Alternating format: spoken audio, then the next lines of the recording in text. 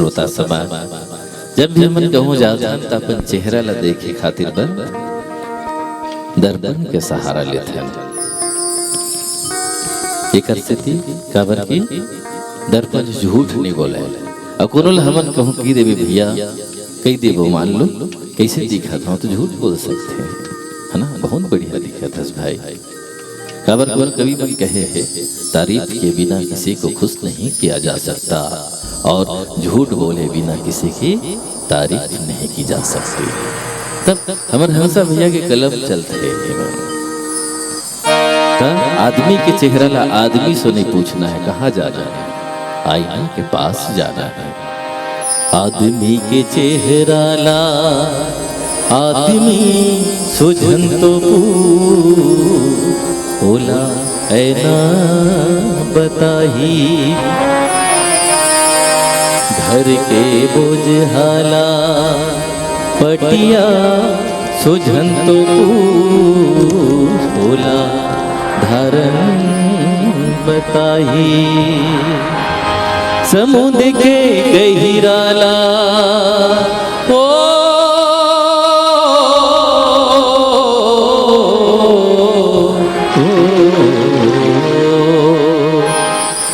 समुद्र के गहिराला, समुद्र के गहिराला, समुद्र के गहिराला कोकड़ा सुझन तो बोला हंसा बताही। बोला हंसा बताही। लखन से रामचंद्र की जय।